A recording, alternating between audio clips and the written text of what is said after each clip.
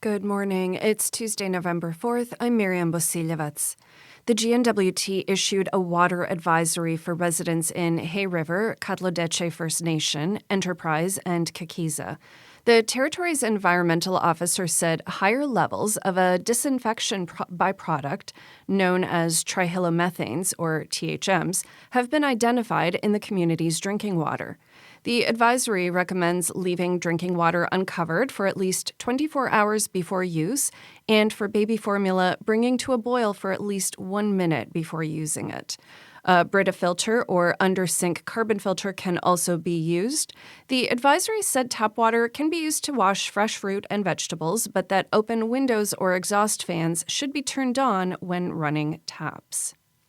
Fort Smith police are searching for a missing teenage passenger after a car crash hurt the driver and led to a drugs find. RCMP said the 43-year-old driver appears to have been ejected from the vehicle following the accident. He was found with life-threatening injuries and has been medevaced to Edmonton.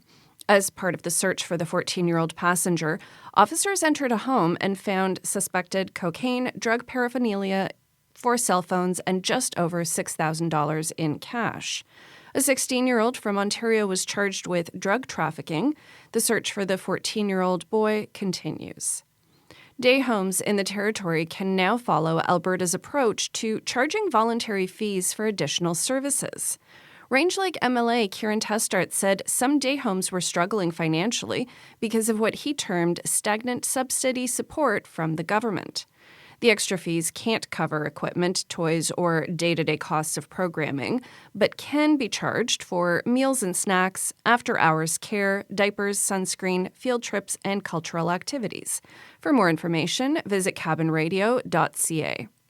The City of Yellowknife released a draft budget for next year with an estimated $150 million in expenses, $115 million in revenue, and a 7% property tax increase. Municipal staff said the city is under strain due to rising costs and a lack of available land and a stagnating tax base. The budget includes modernization initiatives and capital projects for a paving program and traffic light upgrades.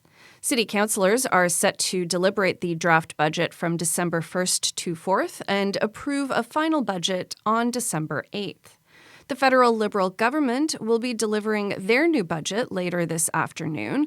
The minority government needs at least 3 opposition members to help pass the budget. An Electoral Boundaries Commission is asking NWT residents for feedback on proposed changes to electoral districts. The NWT Legislative Assembly appointed the 5-member commission earlier this year. It was tasked with reviewing the territory's electoral boundaries to ensure all Northerners are meaningfully represented in the legislature. Currently, the NWT has 19 electoral districts and associated MLAs representing residents from geographic constituencies. The Electoral Boundaries Commission released an interim report on Monday, suggesting 4 options to alter those districts, saying populations in Betchikon and Yellowknife North District have grown. Residents can provide input to the commission at public hearings set to be held in communities across the territory between December and January. And a new multidisciplinary performance collective in Yellowknife is preparing for its first production. The Tin Can Collective is a woman-run team with a focus on non-traditional forms of theater.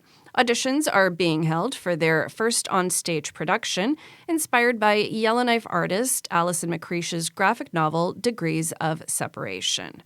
Your weather forecast for today: Yellowknife -6 with a high chance of flurries, Inuvik -12 and sunny, Norman Wells -5 with periods of snow, Hay River -3 with a chance of flurries, Fort Smith -2 with a few flurries, and Fort Simpson -3 with a chance of flurries.